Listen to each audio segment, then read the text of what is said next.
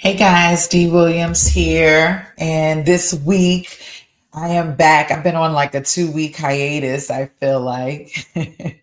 and just going through the holidays and working on some really cool stuff that I hope to be able to share with you all today. But Dee Williams back. We are in our Staffingpreneurs Academy weekly class. And as you know, we merged the setup and the run it classes together. We merged them and we put them all at one space. And that's this time right now. So typically when I go live, I would go live in the morning and that was our setup class. But now our setup and our run it class is combined, and getting everybody on schedule to that one class has been a very interesting feat, but we'll see how it goes. So needless to say, I have been coming in live and going live and just talking about just being here to support, anybody who may need that support. I've got people in my live class on Zoom, and then I've also got some of my live class showing up to YouTube or Facebook or I think I'm on Instagram and where else am I? LinkedIn, So I wanted to say thanks to everybody for being here. Thank you for my replayers. I hope you find today's training to be very valuable. I'm always here to open up the lines for any questions. So I'm going to always ask what's your name, where you're calling from, if you're here live, what's your niche, if you're starting a staffing business. I know a lot of people come to me because they're looking to start a staffing business or scale a staffing business.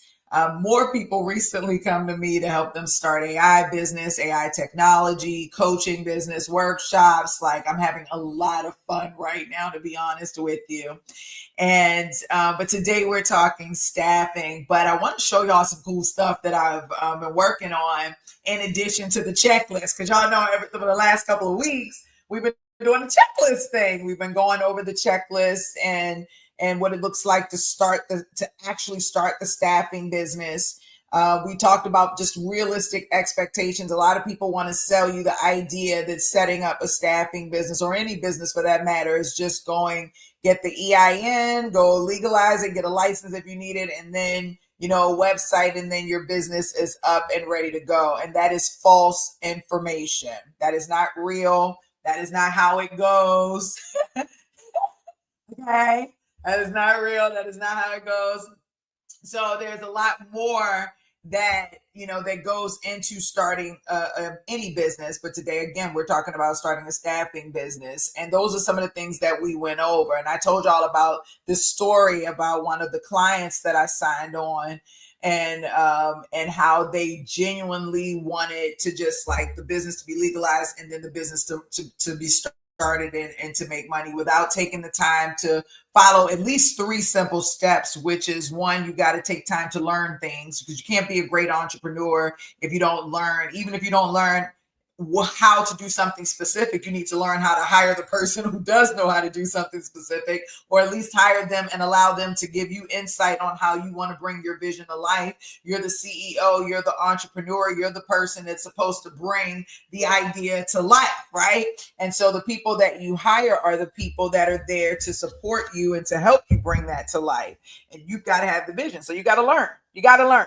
You can't bypass that simple step. You've got to take time to learn how to grow your business, right? But not only do you need to learn, but you've got to plan, right? Because once you acquire this knowledge, you've got to figure out, okay, what am I going to do with this knowledge? How am I going to utilize this knowledge to my advantage, to the best of my ability, to help support me, to help support my clients, or whatever the situation may be. And then once you get past the planning point, then it's time to actually execute. And I lose clients at all of those different levels and layers at times. Some just don't want to learn, so they can't never really get the business off the ground, making money the way they want, because they won't take the time to learn. Then you got some who will learn, but they won't take the time to plan. They've got all the knowledge I've got one guy who I love. I swear, I think this guy he probably memorizes my program, but he's not implementing anything. So it's great that now that you have the knowledge, you're able to pass the assessment and all of that. But okay, what goes beyond that, right? Can you actually plan it out so that you can get to the point of implementing?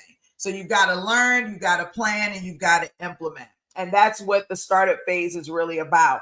Then you get into actually running the business. And that's what I want to talk to you today about.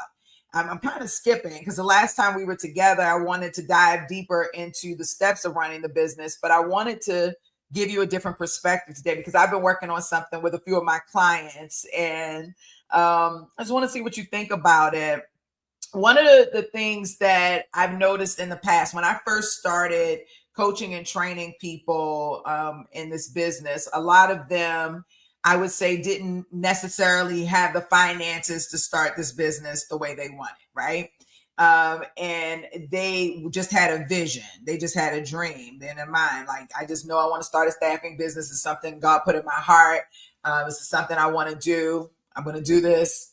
I got a little bit of cash. I'm going to get this little book, B-Guide, or this little course or whatever, and I'm going to start this business.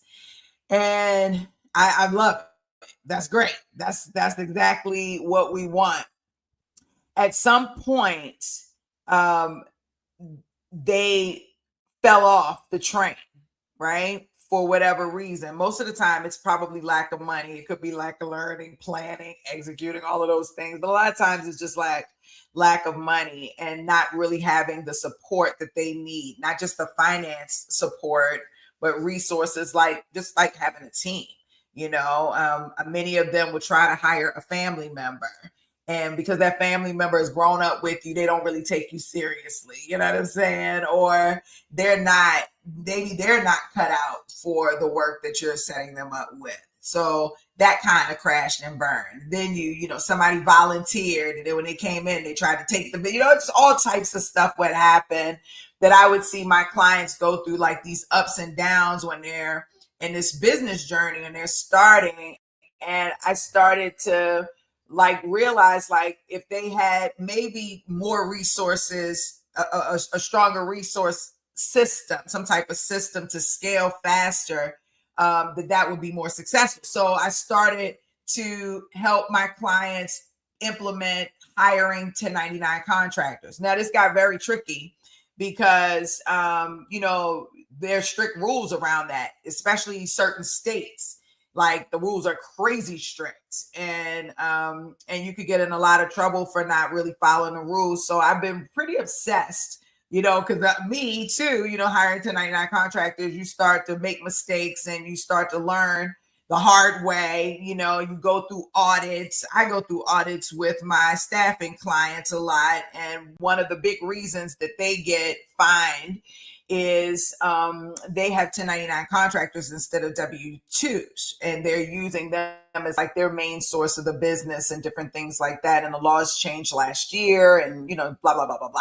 So anyway, I've been really obsessed about, hiring 1099 contractors, whether they be for sales, whether they be really more for sales teams, right? But more for my clients, right? So I have staffing clients, I have HR consultancy clients, I have technology clients, I have coaching clients, or clients who have coaching businesses rather. I have clients who are in the mortgage field. I have clients who are in the insurance field. I have clients who are in the real estate area, all needing sales, right? I have clients that are doing like renting out event space, event planning, like hospitality, right? So I started building out this technology. Y'all know I'm like really obsessed with AI. And I started building out this technology to help my clients. And we are at the point where we're going live this week. It's not even all the way done. So I'm coming to y'all with kind of just showing you what I put together to see if, you want to be a part of my journey, to be honest with you. And so you want to play? I want to play with y'all because I feel like this would be a great opportunity for you to scale your business as well. So I've been doing this manually with my clients in regards to scaling, right? And helping them build out the 1099 teams. And now we're partnering and building this tech that will actually help do that. I want to share it with you. I want to show it with you. And I would love your feedback and to see what your thoughts are. But before I share my screen and get into, the stuff that I'm always getting into when I'm sharing my screen, I want to give you some perspective. So I had a client like a couple of years ago, and she went through an audit. She had, I think, 300 employees on billing, and all of them were 1099. And when she got audited by, I think, Department of Labor, the IRS, then workers comp, like all of these entities just like started to audit her as well, and she ended up with a fine that was like $1 million. It was like $900,000 something dollars. Crazy number, right? I met her around that time, and she came to me to help her revitalize her business, get through whatever audit she had, and so forth. That was kind of the starting point. I had gone through a few other audits, not many, but a few others, and I started to see the patterns of what was happening and realized that a lot of these audits are up to interpretation of law and different things like that. But there are some strict and some specific rules that you got to go by. I've seen, audits as small as 50,000. And but they can still hurt someone who's just getting started or what have you. There is a way to make this happen. There's a way to scale your business, and today we're specifically talking about a staffing business, but there's a way to scale. Now, in my brain, the way we've done things in the past, we use two models. We've used, as I teach in this class, a lot of companies, staffing agencies are going to be placing, what did I say, humans, AI, and robots, right? So for us, the best way to scale in 2025 is humans and robots, humans and AI. I mean, it could be robots, depending on your field, like the hospitality, right? But today we're talking about humans and AI. And so utilizing them as a dual team, we can help you to scale your staffing business a lot faster. So this is something that I aspire to add to this final version of Staffingpreneurs Academy to help the staffingpreneurs scale it fast. And the reason why I told y'all that story earlier is because people get stuck along the way. But the one thing that I feel like that they don't focus on up front is hiring a sales team, because they fear, I don't have the finances up front to cover a sales team. And I'm saying that there are salespeople out there who do not want to be W-2, who do not want to be on your payroll, who actually have, they are already in their own right.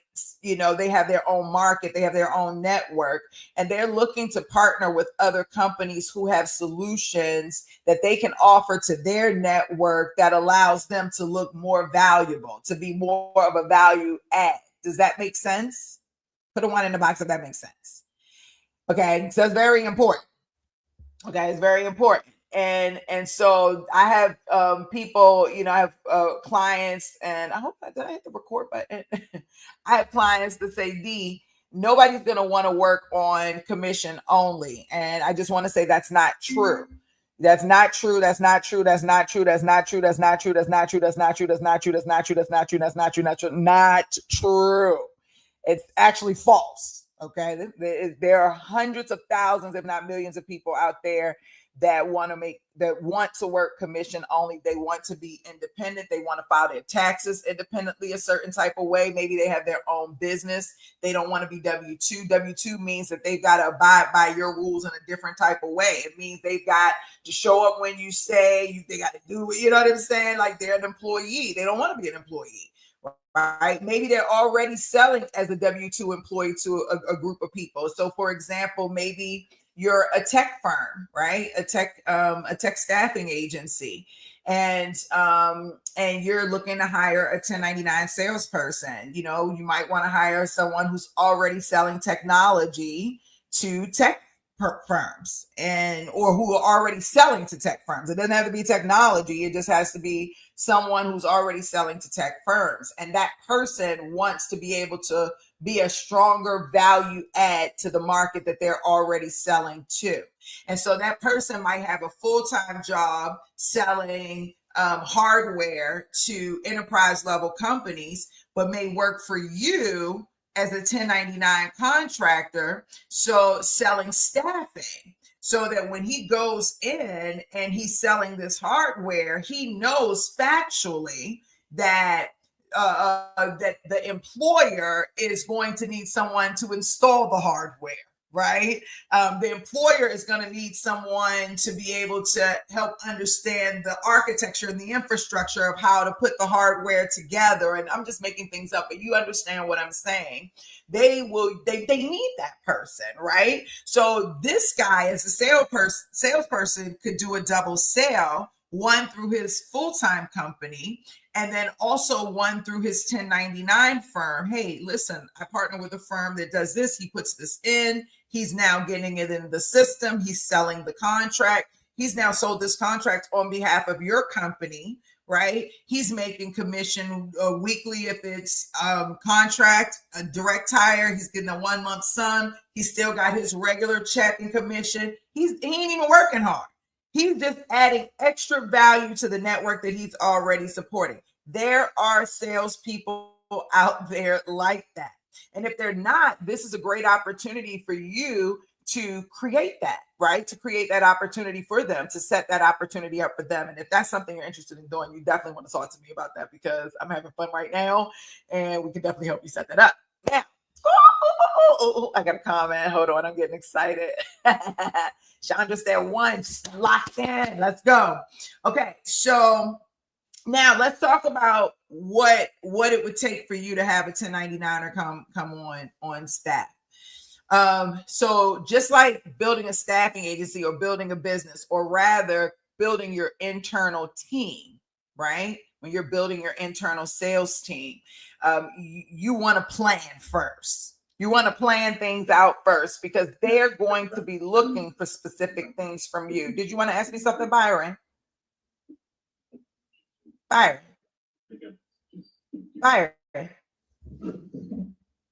you went on mute. You off of mute. Did you want to ask me something? Okay. No, I had stepped out my car for a moment. I'm sorry. That's okay. Yes, I can hear you. Okay, I just wanted to make sure. Okay, so listen. Okay, so before you hire, you got to plan, right? That's absolutely imperative. And so here you've got a plan. You want to set up what I call a sales program. So if you're going to hire salespeople, especially on a 1099 level, then you want to have a sales program. So that's what we're going to create today. We're going to attempt to create today a sales program. And what I've done is I put a system together to help my clients put a sales program together so that they can actually hire 1099ers. They can train onboard the 1099ers, train the 1099ers, and then get them working on behalf of them in like a CRM where they can manage the outcomes of the 1099ers activities. So when you're managing a 1099, you can't really manage you can't say like, how many phone calls did you make? How many emails did you send? You can't really do that for a 1099er, because that's what you do for your internal sales staff, right? But for a external, like a 1099ers, then you can track the outcomes, right? Of what they do. So like the outcomes of the activity. So how many meetings did you get scheduled on the calendar this week? Because meetings equate to contracts signed, right? How many contracts signed did you do? How many, however your position is, how many new starts or whatever the case may be. So anyway, so this salesperson, that's what we want to track. That's what the system does. It tracks all of that. And then as the salesperson bills you for the work that's being done, depending on how things are going, all of the commission and everything like that will automatically be structured in the system. Once it's calculated in the system, then the salesperson bills you, you pay them through the system, and they keep moving, right? And then there's all of these other things. So that's what I'm going to show you what I built out today. It's pretty cool. Really excited about this. And then I want to talk to you about just like kind of looking at what your sales program looks like. Now, why is this important for my staffingpreneurs? Because you are building this business out anyway. You are hiring anyway, right? You're just hiring in more than one way. You're hiring externally for your candidate journey, right? Where for the people that you're putting on billing, you're putting those people on billing. That's one way that you're hiring or doing the recruiting and hiring process. But you also have an internal staff, the people that you need that are actually going to run the staffing agency with you. So you're hiring them, and there's a method of madness to that, right? But then you also have this 1099 type of hiring process that you want to treat separately from your W-2 hiring process legally, right? Just like I've noticed that, and when we're talking about, like when I said, when you get audited and they talk about interpretation, like if you're paying them and hiring them through the same system and managing them through the same system that you're doing with your original staff, then they're just like staff. And so the auditor is going to quickly say, call bullshit and just be like, no, this is your regular staff. Fine is you're going to get the fine. But if you're managing them through a whole different system and you're like, no, this is how we hire our W-2s. These are contractors, not employees, and they go through this system, then you're in a different type of space. So this system will keep you compliant. It will help you manage your 1099 contractors, but it'll also give you an opportunity to scale your business a lot faster. One of the faster ways to scale your business is to have a sales team. Now, I'm not giving you the core strategy that I'm giving my paying clients. I'm going to be honest with you. I can't do that. I have to leave those strategies to them. So if you're one of my staffingpreneurs and you're watching right now, and we're working one-on-one, and I've given you a very specific strategy to scale, keep that to yourself until otherwise noted, okay? But for everyone else, I would say this in general is the way to go. If you want your own custom specific strategy, this one you got to come and talk to me. But this in general is the way to go. And so we're going to go, and I'm going to share my screen. And we're going to have some fun, just a little bit. Now, hold on 1 second. I got a lot of screens going on here, so give me one moment. Hold on. Every week, you think I'll be ready every week, right? But I'm always still like on some, let me get my screen ready type stuff. Okay, here we go.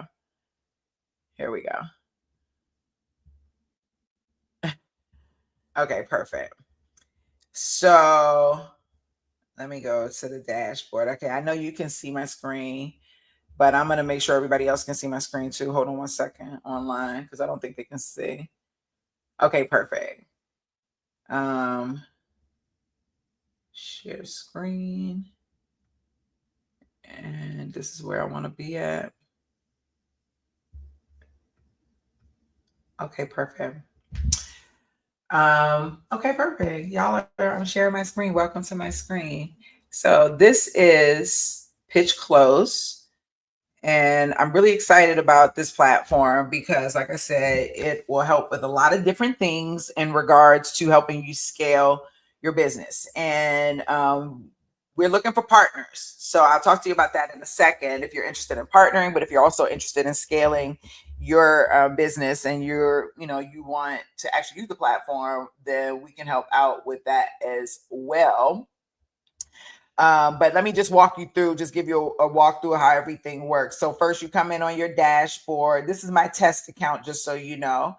You have a calendar that's very interactive. Your calendar on Pitch Close, I want you to think not something as robust as a Calendly, but it is structured in that way where it creates links for you to give out to your sales team and for your sales team to generate so that they can schedule appointments and get appointments scheduled on the calendar. It also integrates with your Google and Microsoft calendar. So it's it's a pretty decent calendar in regards to management for you to manage you and your sales teams. I'll get into all of the bells and whistles, but one of the things that's really cool about the platform is that you can actually manage your brand. Some of my customers come to me with not so great brands, which is totally fine, like their websites and different things like that.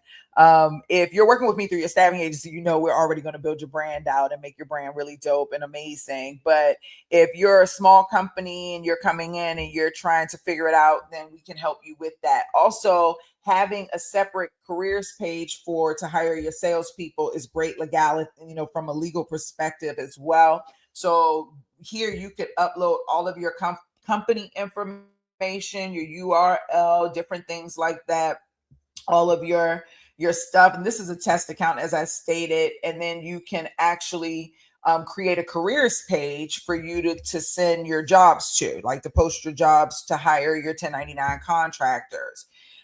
We have coming up a marketplace where contractors can go in and apply for jobs. So you can put your job listing in the marketplace, but you can show your information on your careers page. You get a custom careers page, and you can upload a banner and all of that stuff. And then you can just like put information about your company and different things like that.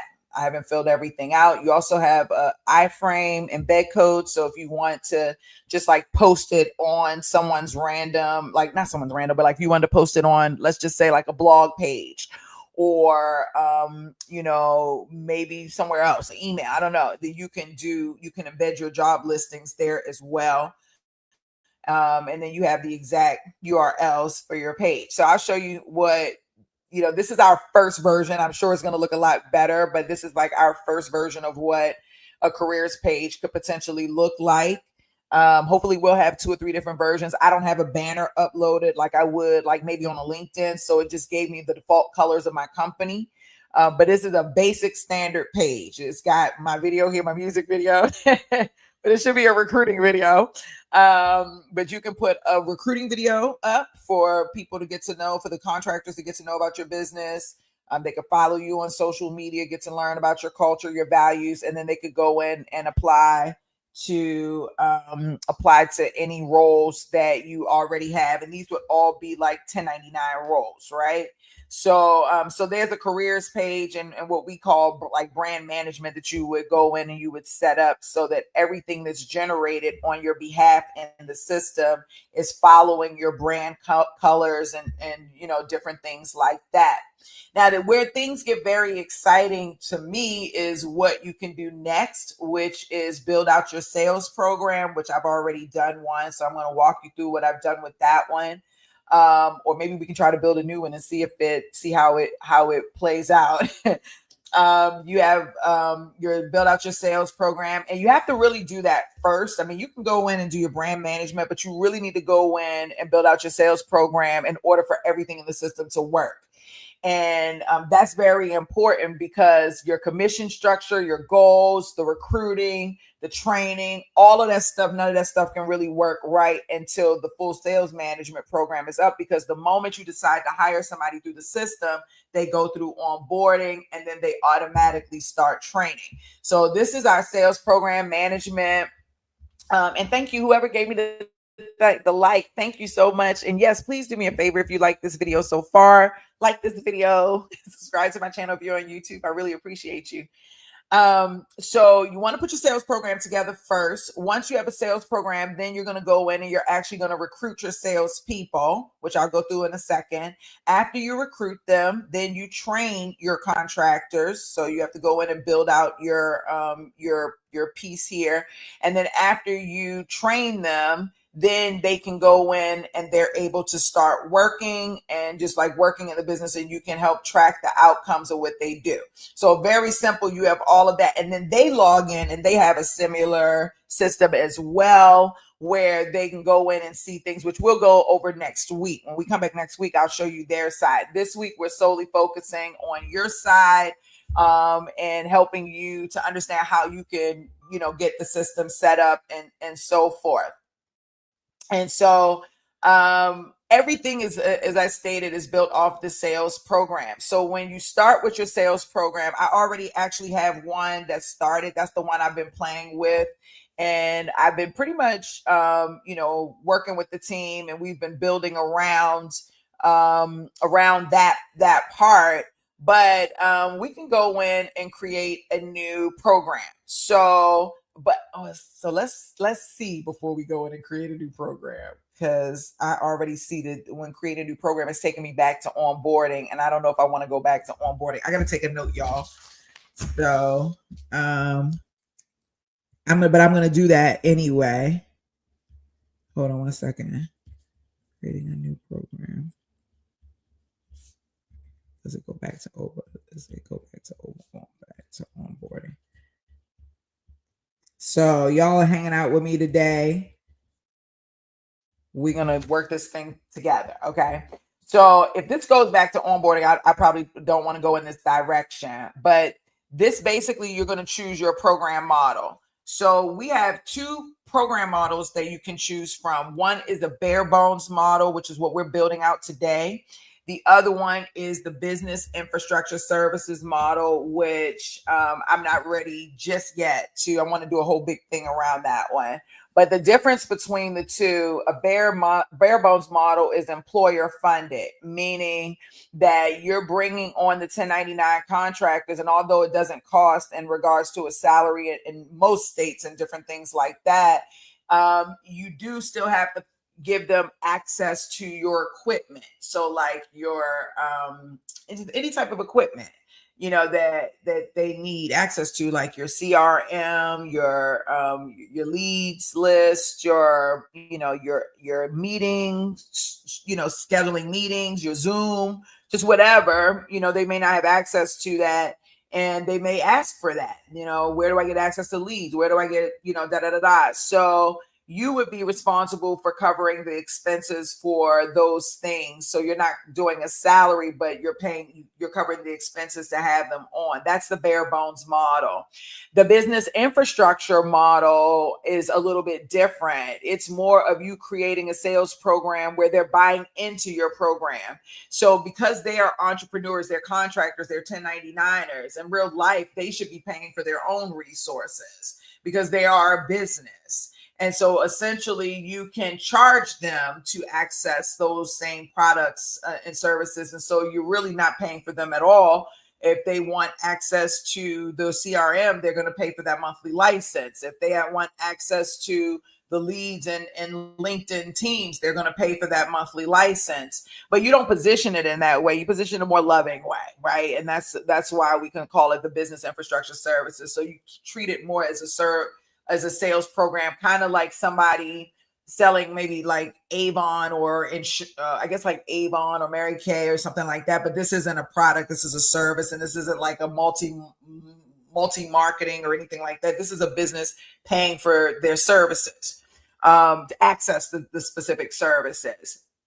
So you could do that. So today we would be doing the bare bones model, because I think this is going to go through onboarding. Yeah, and I don't want it to go through onboarding. So we're going to just go and look at one that's already been created, because I don't want to go through the onboarding piece. But essentially, there are different sections that are set up. Hold on one second. I see another error.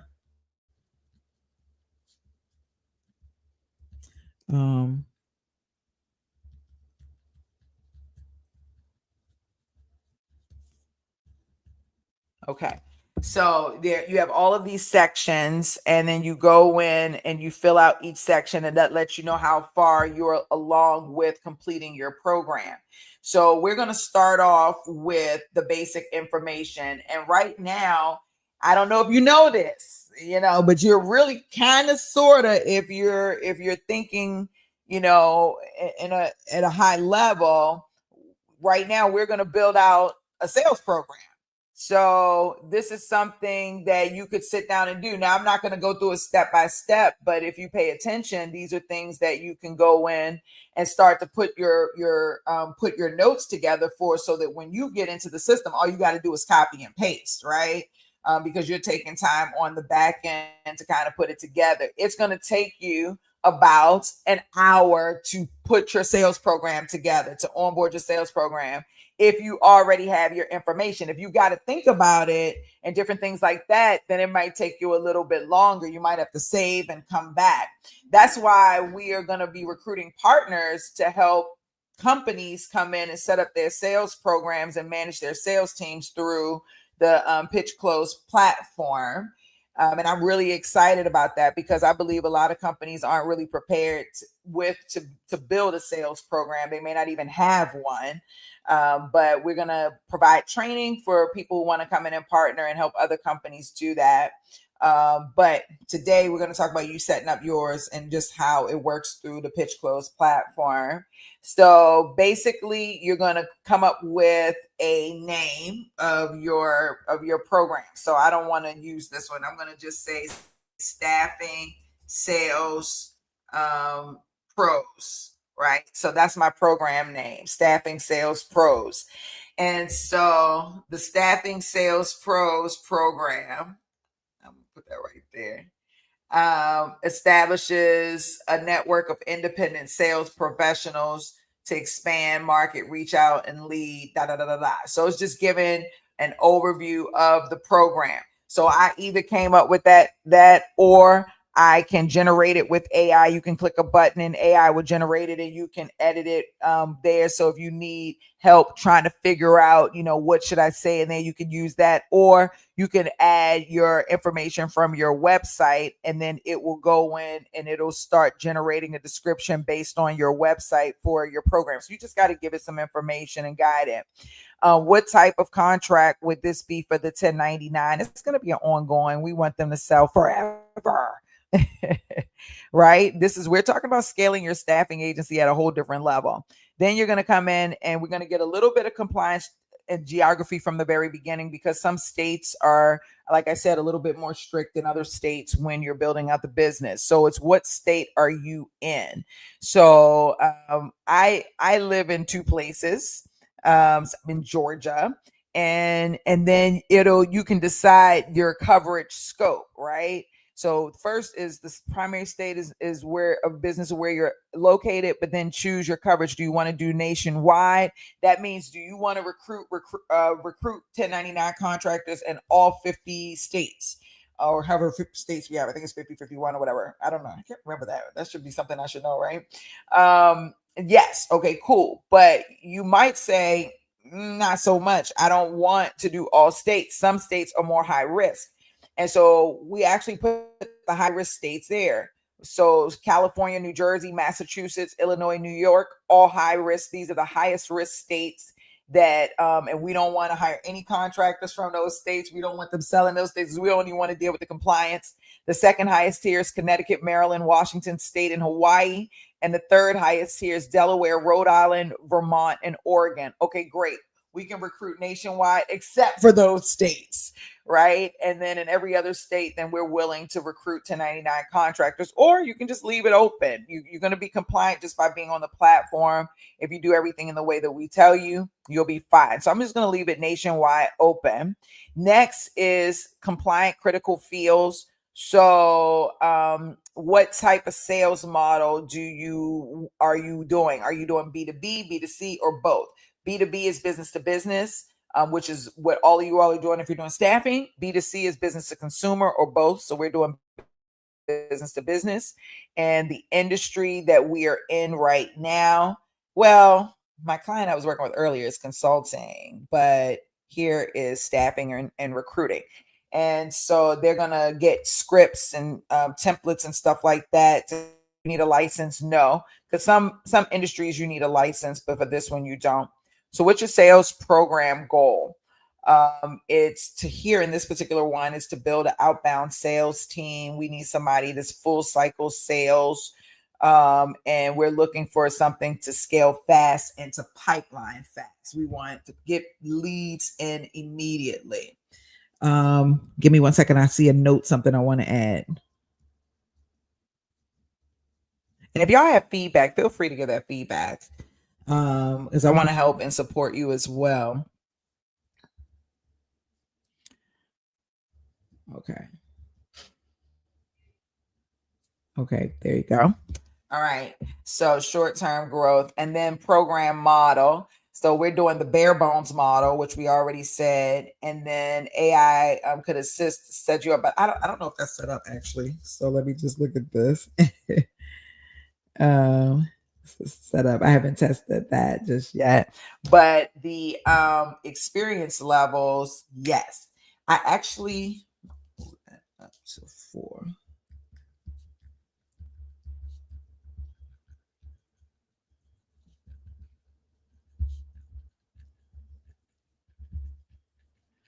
Okay.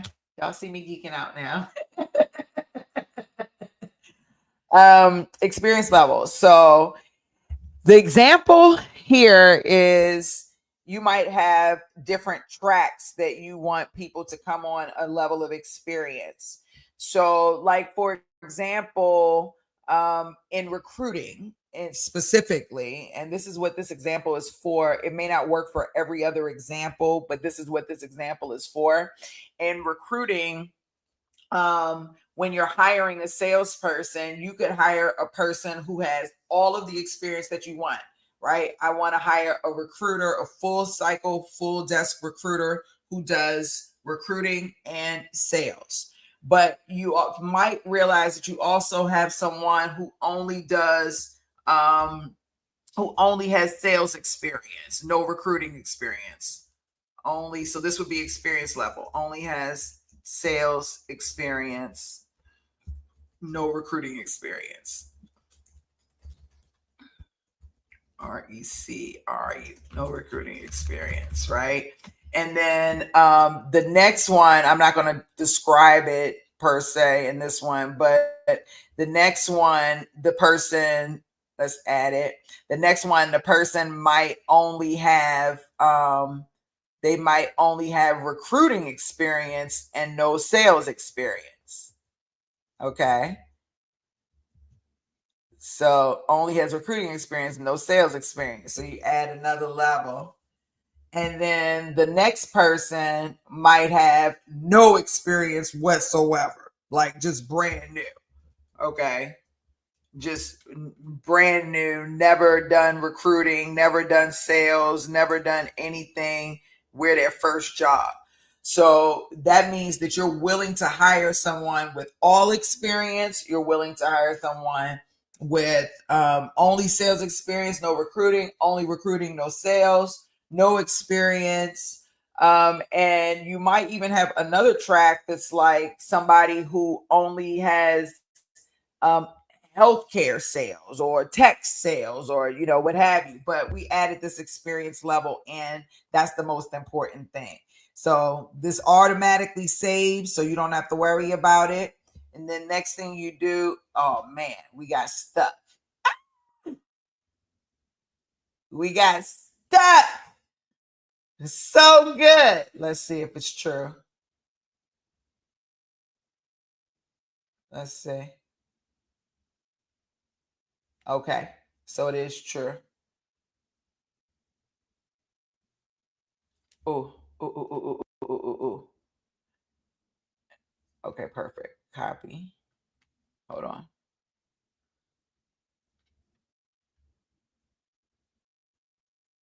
Y'all saw that? So we have to go to services value, but hold on one second.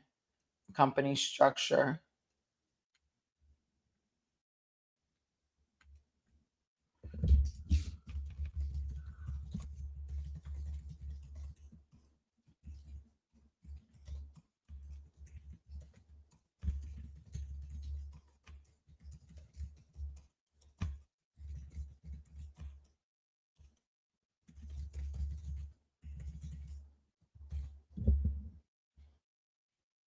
Okay.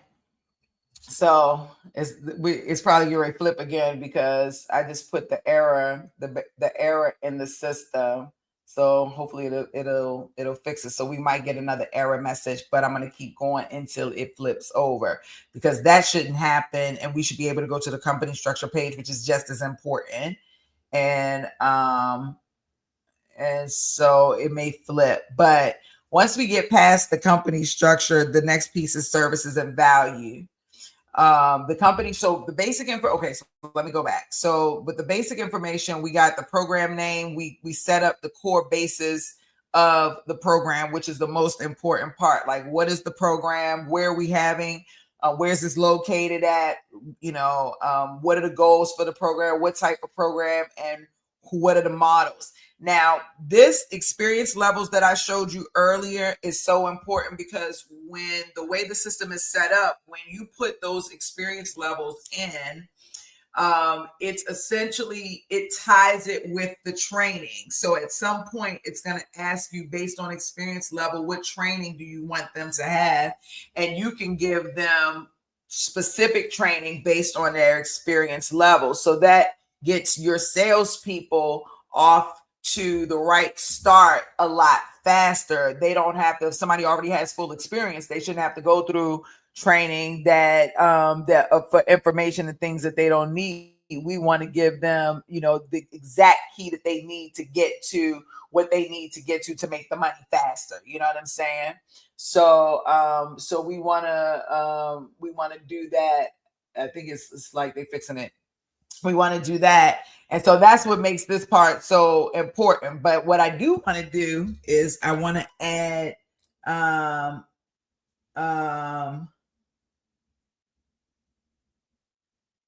on.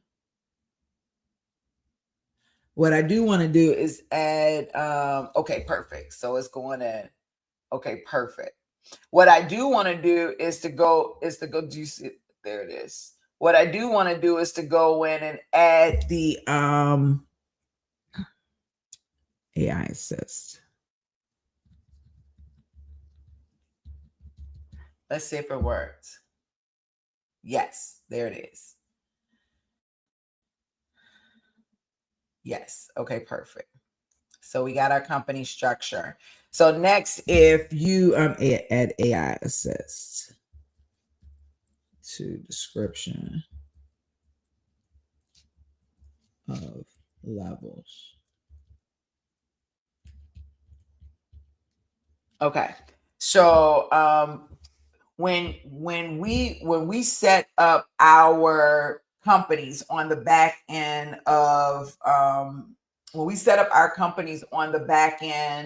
Staffingpreneurs Academy, one of the first things that we do is we start functioning with that org chart, right? We start looking at what does our organization look like. And I'm going to pull up one of those. Give me 1 second.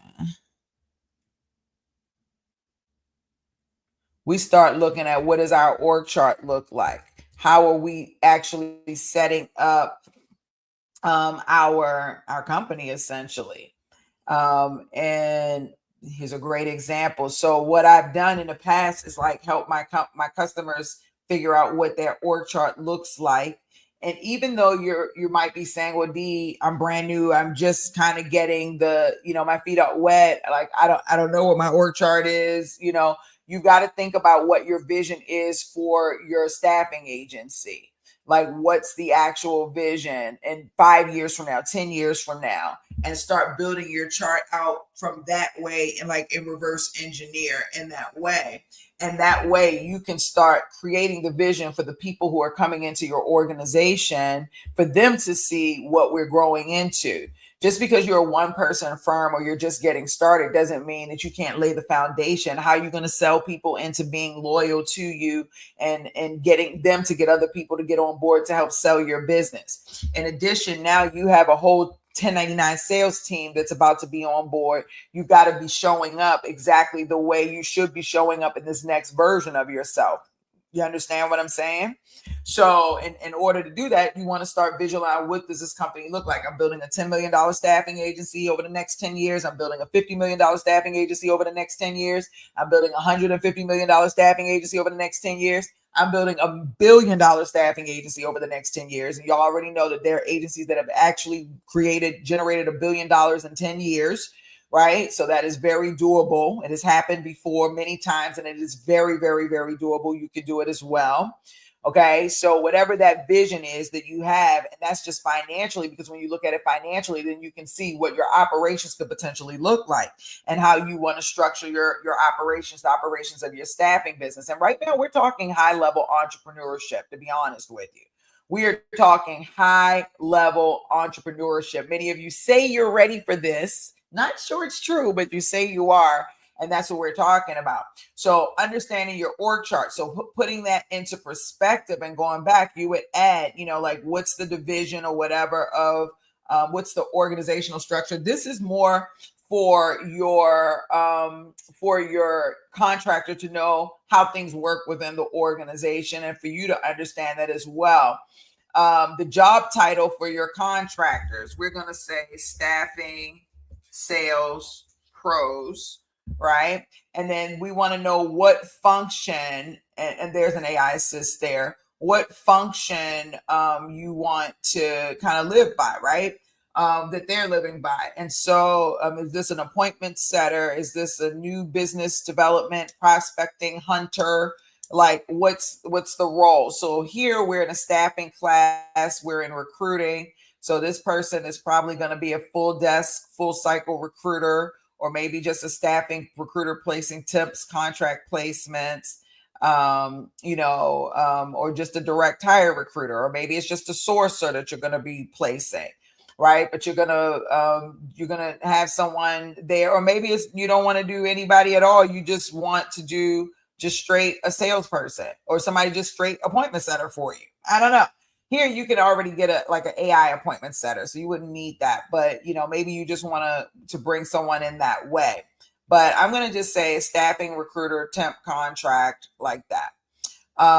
And then now and there's a lot of different options, just so you know, for consulting firms, technical functional consulting project manager, management, or what have you, for mortgage and licensed roles, insurance agents, for service niche based roles, beauty, personal care, fitness, wellness, medical healthcare equipment, construction, energy, and then affiliate sales partnerships, influencer creator partnerships. So pretty much anything sales related.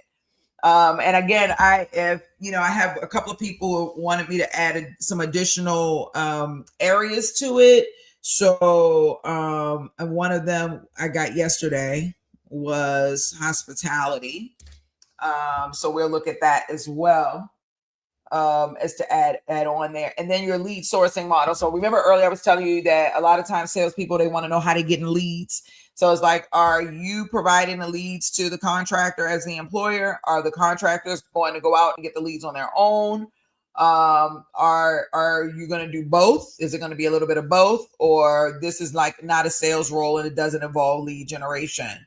So I'm going to say that the employer is going to provide leads to the contractor. So it's going to give you, it's telling you, since you're providing leads, account rules will help manage the distribution and the territory protection. So that means that, salespeople are going to want to fight over their leads, and we're going to want to be the ones to help them so that they don't fight over their leads, if that makes sense. And so we'll do that in a second. So now, wait. Did we move it? It's in more than one place. Oh my gosh, that makes sense. Okay, so let's see. This is new. Okay, so this is new. So they moved it. Okay, so I like this version better, but it's not in the place that I want it. But this is totally fine. We can remove it from the other place, I feel like, unless it's that's really great. So this was only has sales experience, no recruiting. This was from earlier, and then the progression order. This is really what I wanted. And then so this you can't do that though. It can't be here because the training programs haven't been created yet. Okay, but this makes sense. So this still has to be moved. Okay, so ignore that part, y'all. This needs to be moved though to another section. It's not in the right place, but it already created it though, but it's just not putting it in the right place. So they need to move that. So I'll go ahead and move that. So default experience level for new contract. So that's what that is.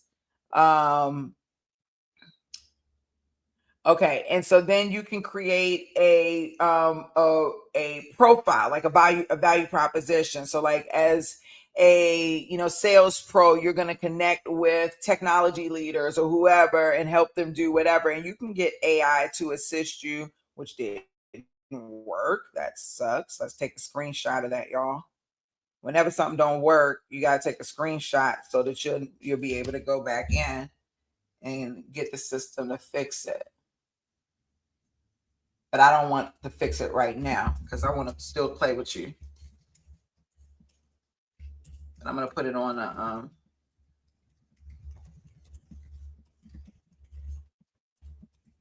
okay. So we'll come back to that.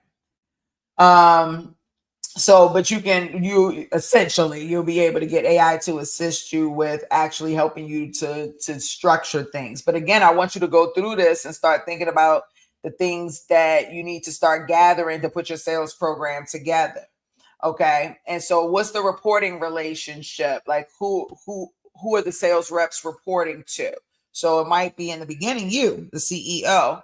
And are you open to them being individual 1099 contractors and agencies? That's something you got to decide whether or not you want to do, because like I said, some people have full-blown sales companies, full-blown companies. They have a team of reps and they can help you expand your business model very, very quickly. So just keep that in mind. And then what level do you want the contractor to be? Do you want them to be entry level? Do you want them to be experienced like a regular individual contributor? Or do you want them to be more of a manager who's brokering others? Right now, we only allow you to choose one. And most of the time, that's going to be at least an experienced individual contributor. But hold on one second, please. I have something in my mind I want to write down.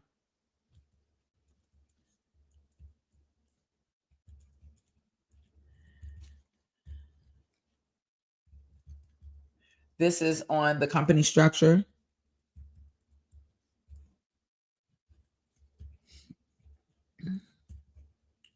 That needs to be moved to the training tab.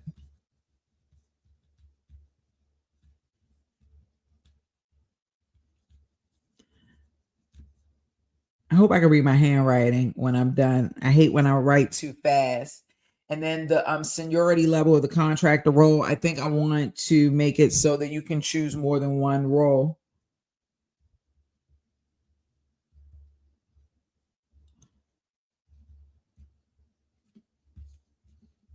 Choose more than one level.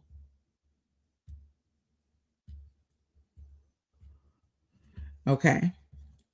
Now you're going into a little bit of the compensation. So how are we paying these salespeople? It's getting real right now.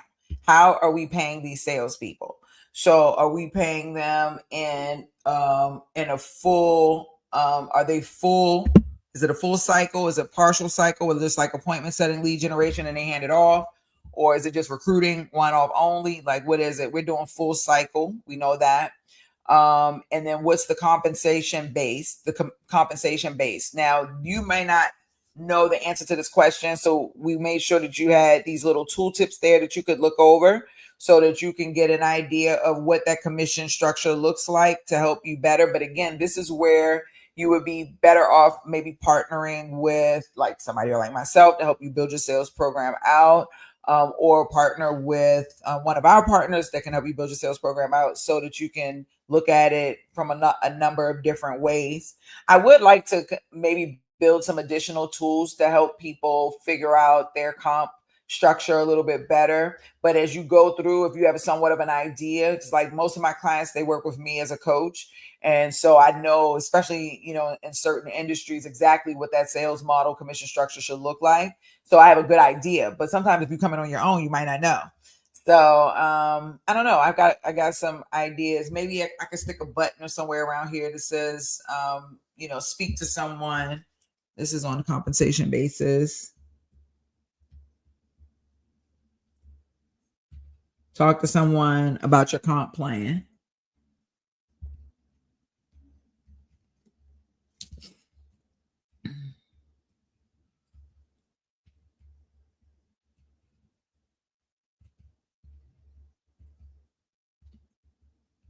Okay.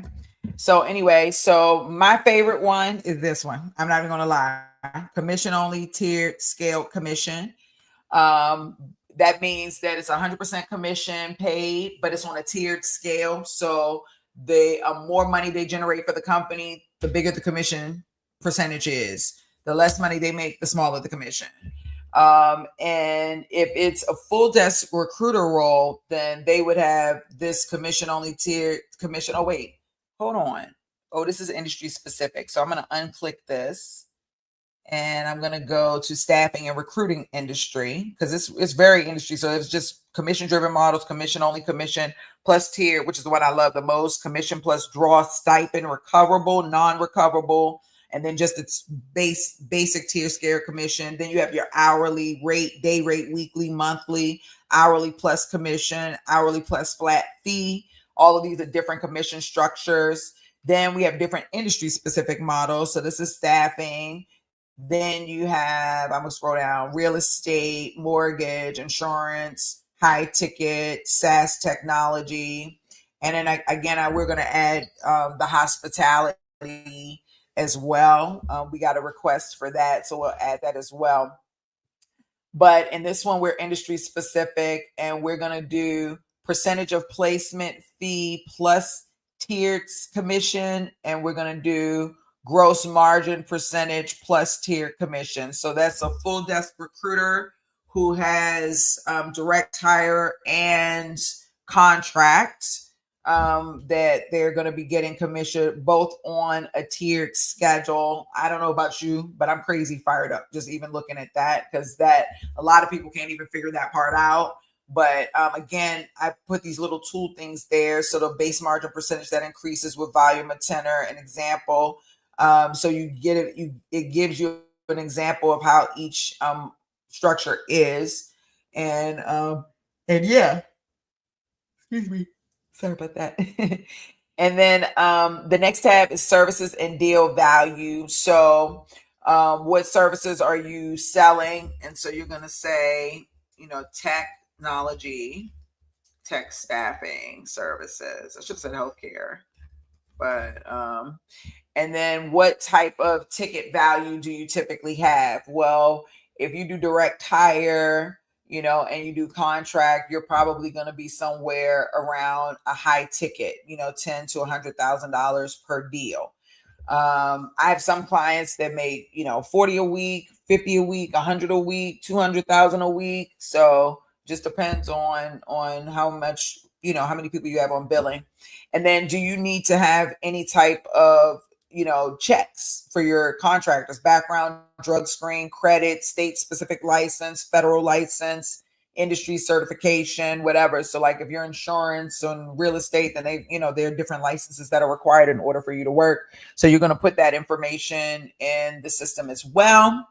And then you see your changes has already been saved. Then you're going to go to your services and your value. This is where I kind of get excited. You could actually go in and start adding the services to your company. Because I'm saying, like, for my staffingpreneurs, I don't know if you can even see how, in a way, we're kind of even helping to build out your company even more. But do you see that it takes a little bit of time to kind of build out your sales program? I don't know if we should integrate some type of music because I like to listen to music when I build stuff like this out. But now you can go in and define your stuff. So I would do, my first one would be contract staffing solutions. And then you select your billing model. And so my billing model, I just know is markup over pay rate. And so then you want to actually put like what the average would be for that markup over pay rate. And the reason why you want to go and add this information in now is because when you start putting in your financial goals and you start putting in the commission structure and you want the system to help you kind of define what that commission should be and how that impacts your finances and different things like that, the system is going to need to know what type of services that you're selling and at what rate are you selling those services and different things like that.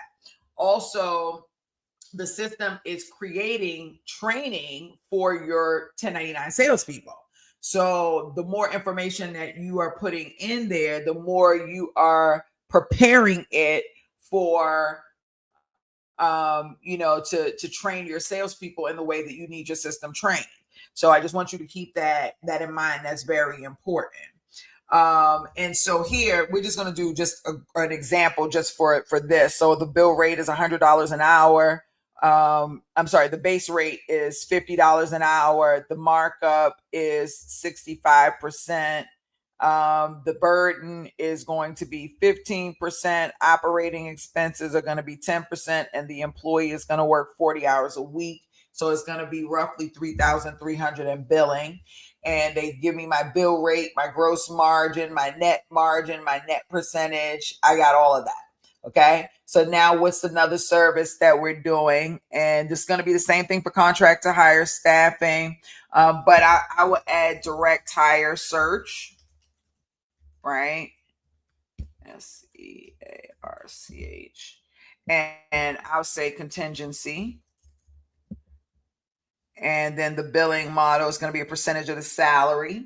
And then they're going to ask, like, what's the average salary? I'm just going to say $80,000, which is probably not true, but for this role. And what's the percentage of the fee that I'm going to pay? That I'm going to charge 20%, 16,000. So now, like, these are like what they're considering to be my average. I could actually go in and add direct hire search content and do more of I spelled contingency wrong. I didn't even tell me, y'all. I'll leave that there. And I could actually go in and do more of a like a retainer, right? I could go in and do a retainer. I could go in and do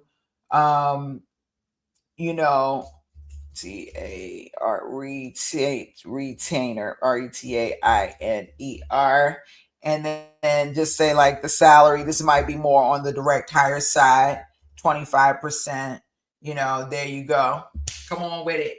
And so now it's starting to see what my services are, and this is going to be important for your staff, for the contractors that are coming in, so they'll know exactly. Now they're not going to see the bill rate, right? But they'll be able to see like what the weekly billing would be for someone that what have you.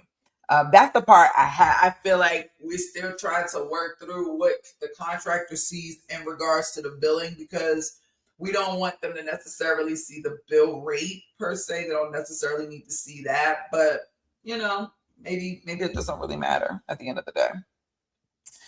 They're working for us, so maybe it doesn't matter, right? I don't know. So then you have, once you finish that, then you're going to do your value proposition. Now my AI says wasn't working, but it should be working, but we're about to see if it's working.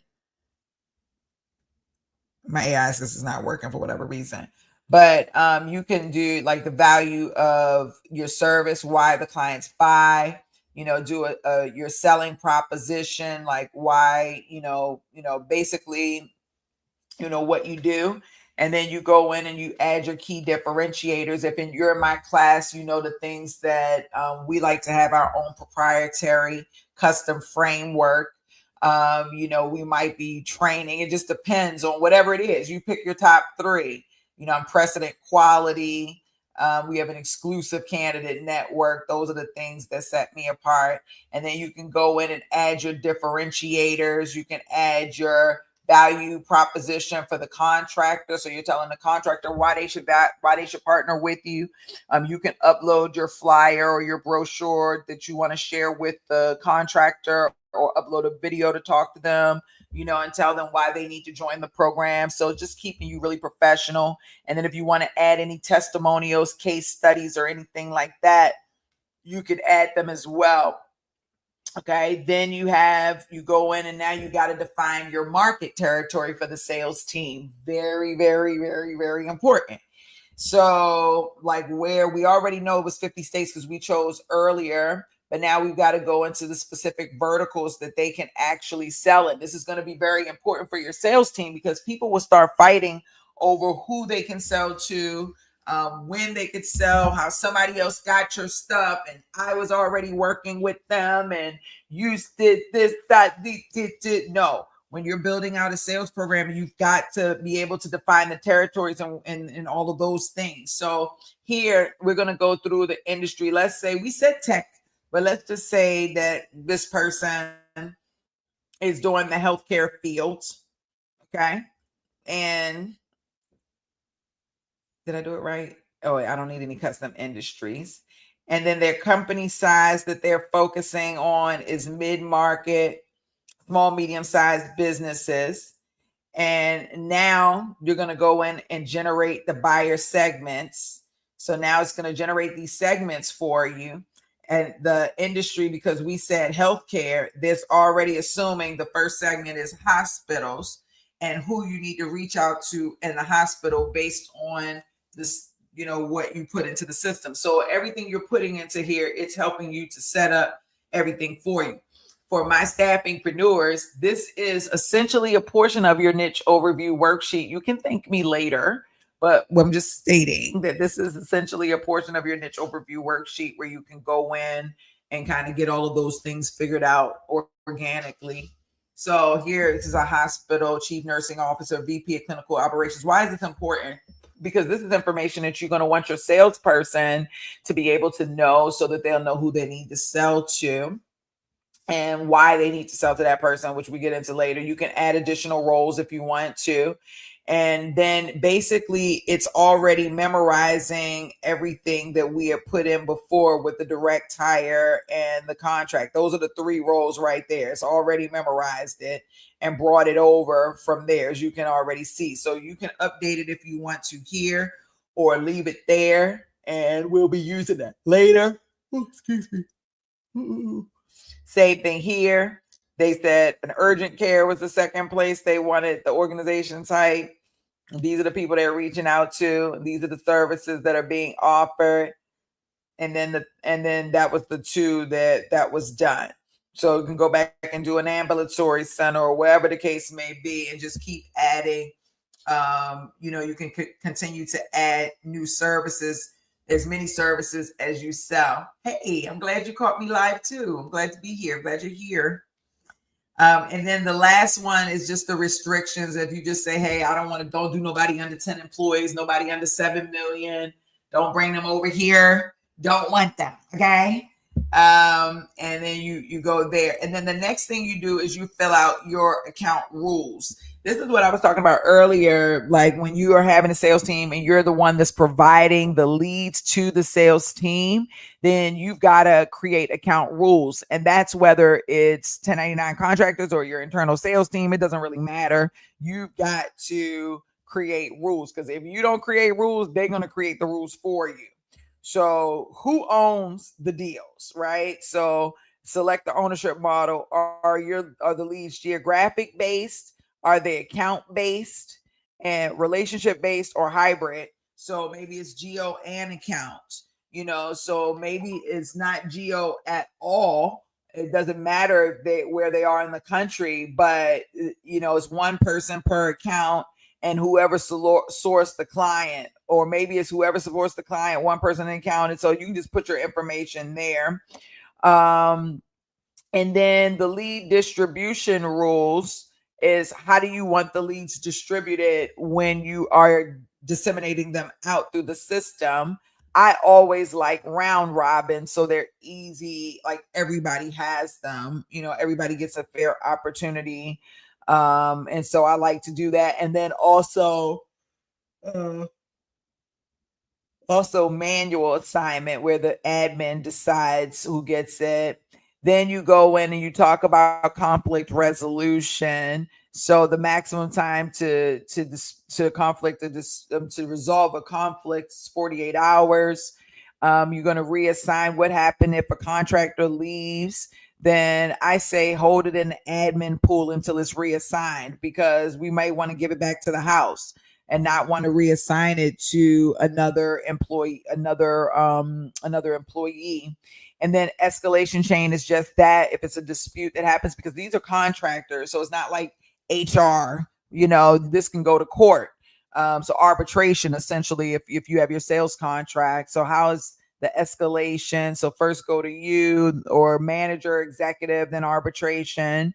Then you have clawback rules, if you're not familiar, but just basically the reversal of things if a person leaves. So, do they keep all of their commission, or does a clawback apply?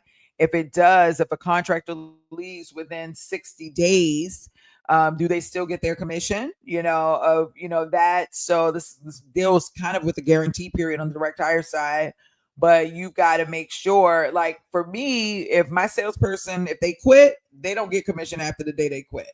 So you better not quit until you got all your commissions going up.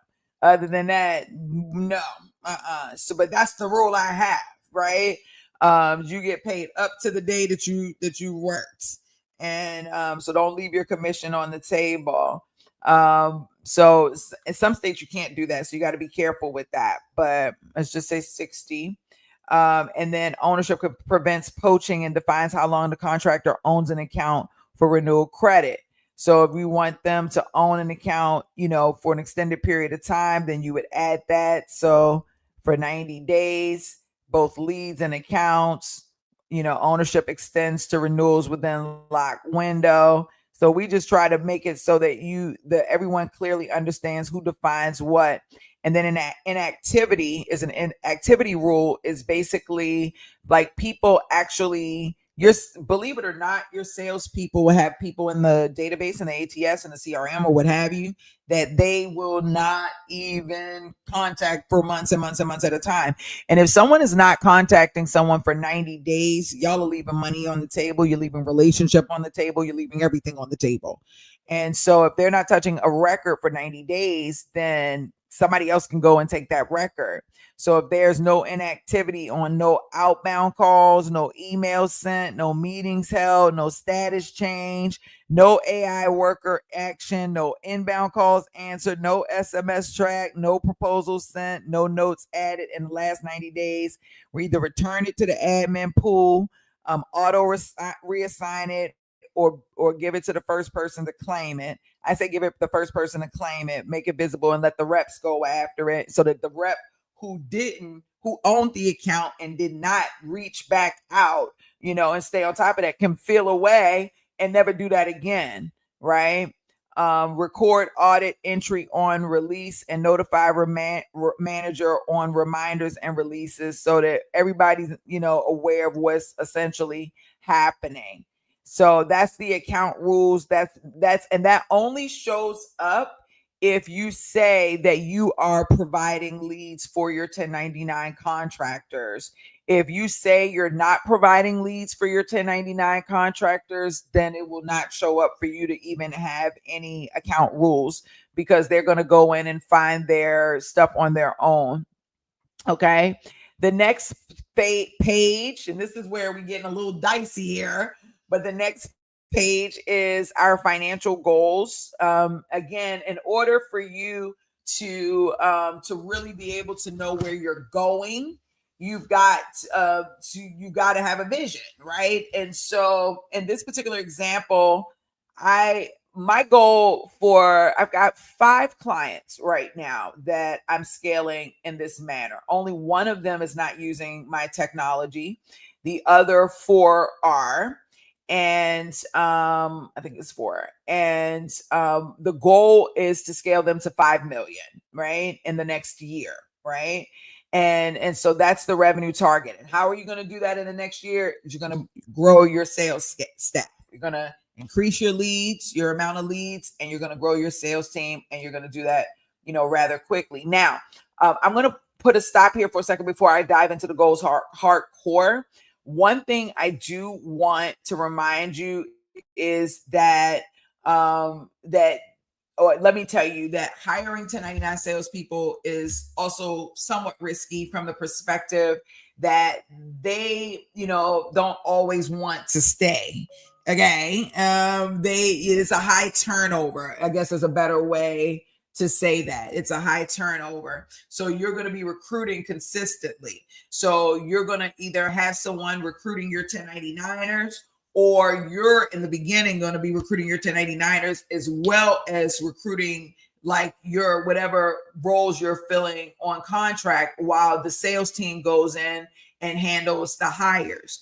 that would be a smart way to go about things. And then once you get a couple of placements up under your belt, a couple of people on billing, you got some overflow financially, then then you can start bringing in recruiters to come in and to take off some of the responsibility that you have. And then you focus on more managing the business and growing the business. And then essentially you're going to come out of that and you'll just be managing the person who's managing the business, and you'll be traveling and hanging out with D. Williams. Okay. So that's how that goes. So I like to put in a goal that is a goal. So not something that's per se realistic, but something that's not unrealistic either. 5 million in a year, if you've got a sales team, becomes very realistic very quickly. Right. And so that's what the goal is to show you how to do that. So the first question the system asks is, okay, you want to do 5 million in the next year. Is this going to be from 100% new business, or is this going to include any renewals or anything like that? That's going to be tricky. I say all the time 100% new business, because then renewals are the bonus. Did I lose my... Oh, I was going to say, y'all, I lost my charger. The renewals are the bonus. That way you can max your 5 million goal, or that the renewals will help to ensure that you actually get to the $5 million goal, right? So just make this, so I just keep it 100% new business. Deal calculation models. So that's going to pull information from over there. But in order for us to figure out how to structure the commission structure, this is one of the things that we've got to understand: what's your average deal size. So we're not doing the manual input. We're actually using the buyer segments, but I noticed that it didn't. Let me just make sure before I say that. It didn't calculate the average deal size based on the buyers. So it didn't do that. So let's put a note in here, y'all. So on where are we at? We're on the financial goals number 2. Let's write that down. Financial goals number 2, which is deal calculation model, right? So what is this? The calculated average deal size did not calculate it. Use buyer calculated deal size. Did not calculate. Okay. But we know what that deal size is, though, because right here we had that information automatically populated in there. So it should have, done that. I'm not going to touch it because I don't want to screw it up, but that was supposed to calculate right there. So we have to go in and see why it didn't. But they do have a default deal size. So this, like, if this method is used for general calculations when the other models don't apply. So I'm going to keep it empty for now because I think it's reading those, but I have to go back in and see. And then now they're putting together the sales. We want to put together the sales team capacity. So meaning that how many people do we need per se? Oh, I think it's not going to do it unless I do it. I'm going to just do, because yes. So it's got to have that's why this is important. So we just did a manual input of 25,000 as the average deal size, because it didn't actually calculate the 6 buyer deal. So we've got to go back and fix that, which is actually needed in order to figure out what the calculated capacity is. So once you get the deal size and your goal and everything like that, then we have to estimate the expected close rate. The expected close rate, like how much do you think that they're going to close? So for every salesperson that presents a contract to a client, how many of those deals are going to close? And I say, way more than 25%, to be honest with you, but it just kind of depends on whether it's direct hire or contract. So we'll leave it at 25% now. How long is the sales cycle? If it's direct hire, maybe 45 to 60 days. If it's contract, it might be 7 to 14 days. And then lead to opportunity percentage, qualified leads that become opportunities. I'm not filling that out. Closable concurrent deals. I am going to fill that out. So how many deals can a rep manage simultaneously. I'm going to say they could probably do about 10 deals simultaneously. And then average commission rate percentage, I'm not putting it on there because we had already put it at the top. But it says now essentially you would need 4 contractors according to this. They would need to close 5 deals a month, and they would have roughly 58 deals they're working on throughout the course of the year. In order for those contractors to hit the 1.25 million, they're going to generate roughly 250K in commissions. But I got to double check that because I think that's just assuming this, and that's not even filled in. So I got to make sure. But that's what we're looking for. We're looking more to figure out how many contractors you're going to need. That's what the capacity is. So they're going to need 200 deals. They're going to need 800 opportunities, meaning 800 leads, or 800 opportunities based on leads. So you're going to need to give them at least 2,000 leads.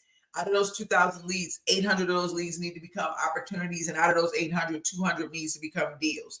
So for me setting this up, and I said I'm providing leads, then in my mind, I'm prepared to bring 2,000 leads in minimum to help my contractors hit that 1.25 million in revenue. Only need 4 to do that if they do 5 deals per month.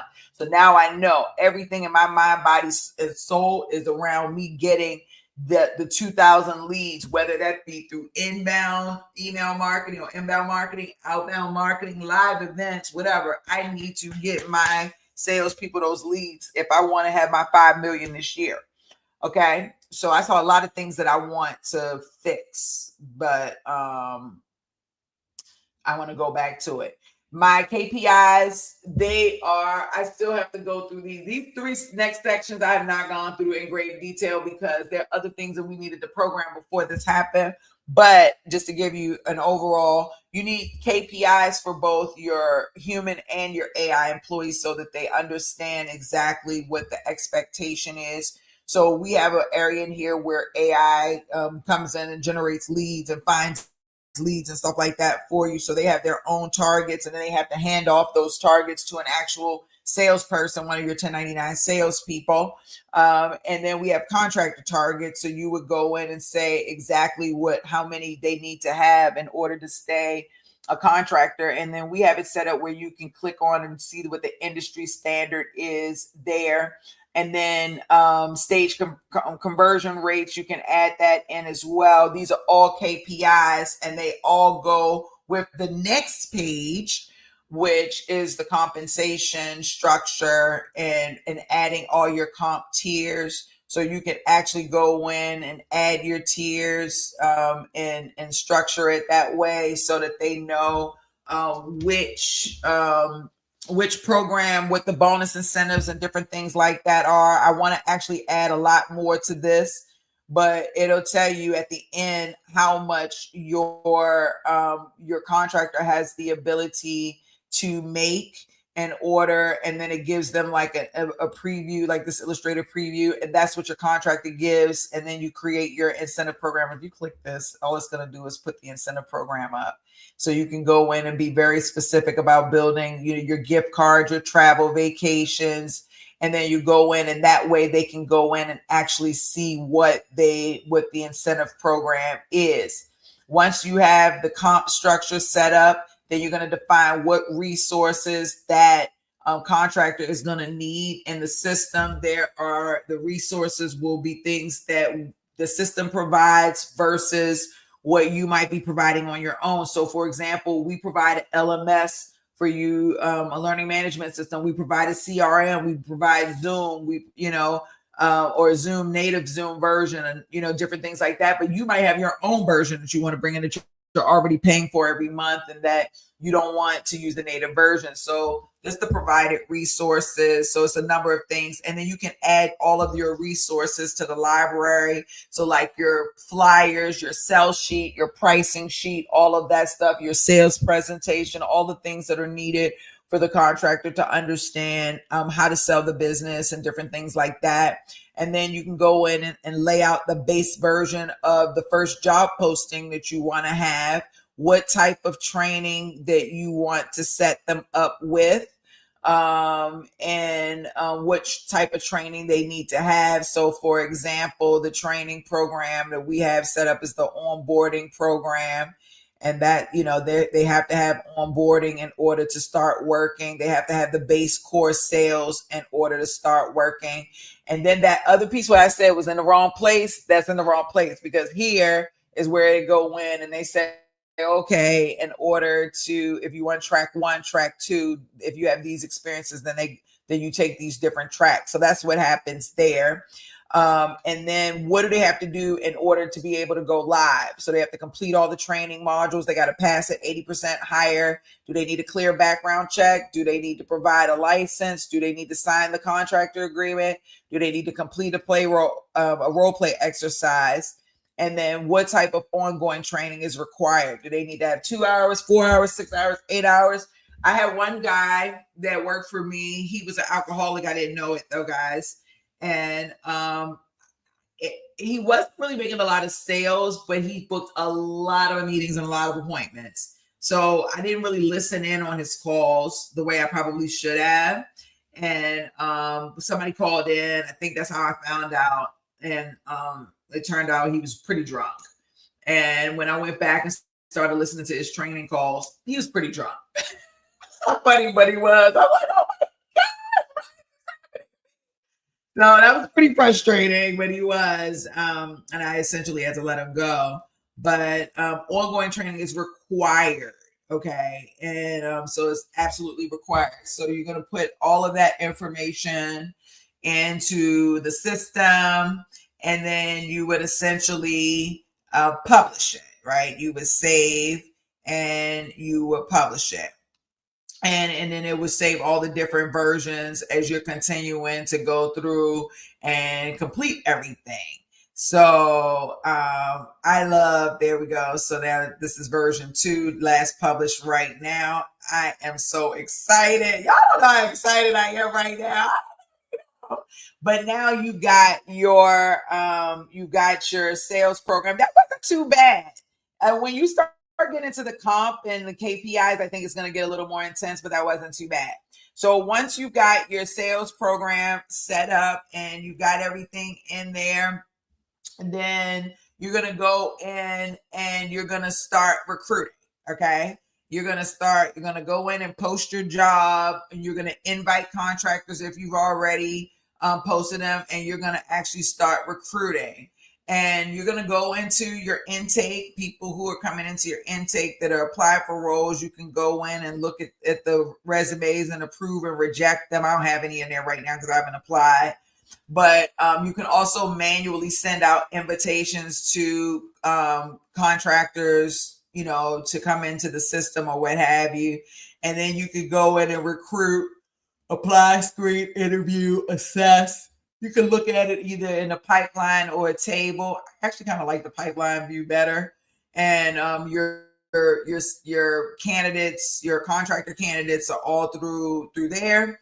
And that's where you're going to go in and pretty much manage the process. Once you finish the process, then you're going to go in and onboard each and every one of them, put your documents, your contract, your non-compete, whatever you have going on, all of that stuff will go in there, and it'll be sent to them, electronic signature. They'll sign it. They come back in, and then the candidates are ready to actually go into training.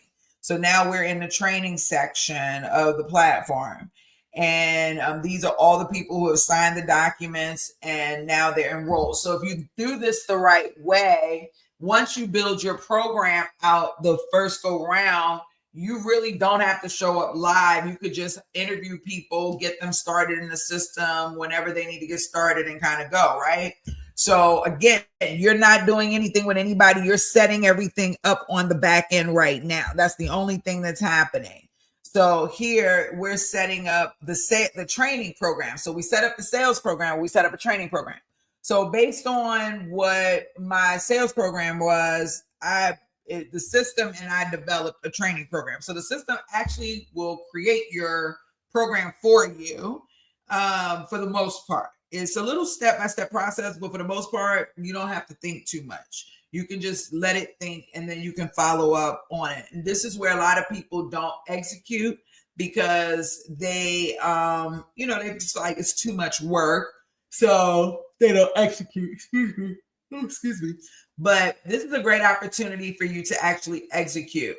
And you can execute and you can actually get this sales program and your training and all of this stuff up in like a couple of hours minimum, a couple of days maximum. And literally, like I was thinking about doing a lock-in where we just go in and put our sales team together, or over the course of a couple of weeks, and just like I was thinking about doing a lock-in. I'm telling my guy, I'm like, I'm locked in right now. Don't talk to me. I'm working. I'm locked in. So you can do the same thing. But anyway, you can go in and build a sales program. I built a number of programs. I got the 1099 contractor onboarding program, so that onboards them into my company. And then we have our core base sales training program. So that's everything that we teach them about, our market, different things like that. And then, excuse me, and then based on their experience level, they go in and they get different tracks. And so those courses come in that way as well. And you can go in and build your own, but when you click on it, so like you'll see that I have courses in there, and then you can go in and actually edit and that sucks. But you could actually go in and see that just happened. Let me go back in. I will not allow this to happen. But you can damn. I'm getting it today. And it was not like that just a minute ago. Let's see. So what happened? So my video library is working. Okay, that's great. So anyway, you have your programs, you would go in and you would edit, you can edit the courses like that. You can go and edit. I'm not gonna do it because it's broken right now, but you can edit the courses. And if it was only working, when you go in, you'll be able to define just one more time. Okay, I just want to make sure. Hold on. Did I screenshot it? I did. Okay. You can go in and choose what course. You can create an assessment. You can do a lot of different things. So here's the video library. You can upload your videos. I just did test videos, to be honest with you. As you can see, I'm testing. These are all my AI videos. So y'all probably saw this video when I did my song Step with Intention. This was the background that we use. This is like an AI version of me. And I took an AI picture and then turned the picture into an actual video. And then I used that as my background video for my AI artist that I wrote the music for and the lyrics for Step with Intention. And so that was you can see there, that one has no volume. This is definitely one of my favorite little videos they did of me. And but I would need to lose like 40 more pounds to look like this again. But super cute, super duper duper duper duper cute. But then this is one, so you can hear that it does have volume.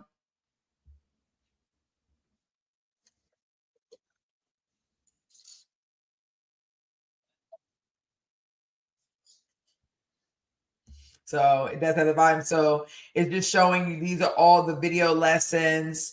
And then you can also schedule a live session with your contractors, or you can integrate your Zoom account and go live that way. We also have templates, a template library that is being that's growing every time someone says, yes, I'm open to sharing this training with other people, so that you don't always have to build something from scratch. You already have a library that's already there. As I mentioned before, you can go in and generate assessments. So I would say generate your assessments for each course with the AI. It just makes things a lot easier. But there are other assessments that you can actually utilize, and there's a leaderboard that's associated with your contractors, and whether, so you can see who's actually passing the test and different things like that with flying colors. So you have that. The assessments are actually pretty cool when you go and generate an assessment. It's like the assessment for the welcome introduction, choose pitch AI. We're going to do a quiz, not a role play or an assignment, the difficulty level beginner. And then we're going to do 5 questions, time limit 30, and the score has to be at least an 85. This is a required assessment. So you can go in and generate the assessment. And then once the assessment generates, which is going to do in 2 seconds because it's not going to embarrass me because it loves me. See, I told you.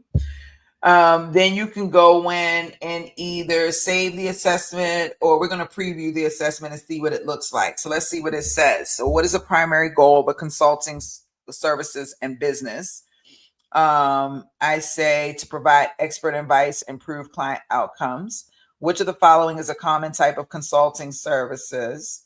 I say financial auditing and management consulting. What essential skill is most critical for a consultant? Strong analytical and problem solving skills.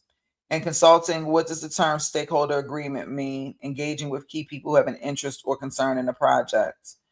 And then which of the following metrics would a business consultant likely analyze to assess a company's performance? Revenue growth and profit margins, and then submit assignment. And it says that I did not do it right, but I know that I got all of those right. I know that I got all of them right. Wait, what? The primary goal of a consulting service is to increase product manufacturing? No, it's not. It's not. Oh, that sucks. So yeah, that didn't work. But they did give us our answers and stuff like that. So he did do a good job there, but that didn't work. So I have to go back to edit, and then I can go in and edit my questions. And but I noticed something.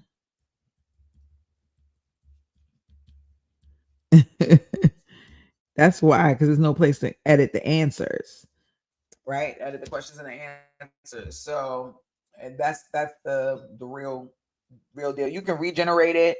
You can go in and set it up. So we got to fix that before we go live because we're not 100% live yet. We'll be live Wednesday though. So I got some things to do, as you can tell. But you saw the assessment, how it looks or whatever. So that's pretty dope. And then you can do exercises. You can create exercises like role play exercises, objection handling. So I created like objection handling CD, like music for my clients, but now they can listen to it on here, or they can actually go through like exercise scenarios or what have you. And then all of the materials that they need to have or whatever are saved here. They can go in and access those materials. And then we have a couple of more things that are pretty awesome that I won't put all my stuff out there just yet. And then they can go back and they can actually, that page isn't ready yet. They can actually go back in and create your teams. So now you would go in and create your AI teams, your human teams, different things like that. And then you would go in, and so I don't know if any of those are set up. This is where you go and you manage your contractors, expense leaderboard, incentives, and so forth. The thing I wanted to show you was the CRM, which is where my leads at. There we go. So where you can go in and you can manage your contractors, right? You can go in and actually manage their individual activity and the work that they're doing, and see what their pipelines are, and manage the sales and who's doing great in their activity, and look at the comp plan and how that's all, so all of that is there. And there's an employer and a contractor view, so you can see what percentage of your monthly target you're hitting and different things like that, what the activity looks like. It's pretty cool, actually. And so this is, and then we do have a dialer that you can go in and they can dial right through the system, so you can help with that, and they can do SMS, and then we'll have an emails as well. But there's a lot of different things you can do to essentially manage your 1099 contractor. So this is what I have been building for my clients, and partnering, like I said, we're partnering with the company and just really getting people, like helping to create something custom for my clients that are looking to scale. So this is something you're going to see that's going to be coming forth in Staffingpreneurs Academy and opening up the doors to within the next week or so. And I want to get you all involved. So right now, we're not ready for you, like I said, but within the next week, we definitely will. We're opening up with maybe 1 or 2 weeks with a lifetime license where you would never have to pay the monthly fee. You would just pay one time up front. And no matter what we do from now to the end of time, you would not pay a monthly fee. Now, if you get upgrades like Teams, if you get, if you use the AI or different things like that, you would pay for those, but not the monthly fee for the platform. So we have that coming out. And if you want, we'll have the link in the chat. You can go in and schedule an appointment. We can see what you're looking to do, what type of staff you're trying to hire, and why. We get you into the system for free. You can get a 14-day free trial. We'll give you a coupon code for the one-time lifetime fee, and you can go in and start building out your sales program. We're working on getting partners to come in and help with building out sales programs as well. So, if you are looking for a partner, we can definitely connect you with one. But my goal is to get everyone up and launched pretty quickly. And also to encourage people to take their skill set. A lot of people are in certain areas are, transitioning out of their work for whatever reason, whether they're being laid off, whether they're quitting, whether they're just deciding I want to go out on my own and be independent. Teaching people to become consultants and having sales specifically up under their belt, sales skills under their belt is invaluable. We want them on the platform, helping to support other people, grow their businesses, and helping everyone make a lot of money. And that's what we're going to do here. So this week, next week. So next week when we come back, I'm going to show you the candidate side, or the contractor side rather. I'm going to show you the side where the contractor logs in and all of the things that they see. They get to apply through the marketplace. They get to go through the training, the onboarding training, different things like that. They can actually refer other contractors in. They can build their team as a master contractor team versus just a single individual contractor. So there's a lot of different things that they can do. And so that next week I'll show you what that looks like, and then we'll also open the lines up, or open the floor for anybody who wants to come in and use the software on their own. Now, if you want us to help you build it out, we can help you with that too. But if you go back through this video, you can see all the different areas of the fields of the information that you need to actually put into the system. Once you get your access, you can just go ahead and put that information into the system, and then start hiring immediately. You can start hiring and start preparing to scale your business. Now, I will say really quickly before I go, because I have a meeting, some people, before they're able to scale, they need to update their brand and their brand materials so that the salespeople will have something to work with. If that's the case, be mindful of that, before it happens. Be mindful of that. But otherwise, you have the ability to really take your business to another level by utilizing other people's skill sets. And, I definitely want to be here on this journey with you to help you as you're on this journey, and so forth. So today was more of we're looking over through the technology, but I hope you had an opportunity to learn something. I will be back next week, same time. And I really appreciate y'all for being here, for hanging out with me. And I look forward to hanging out with y'all next week. Have a great night. Unleash your ideas. No time to wait. Build your dream. Don't let it escape. From the vision to the code, from the thought to the sale, you've got the fire. Now set your trail. 'Cause empires rise.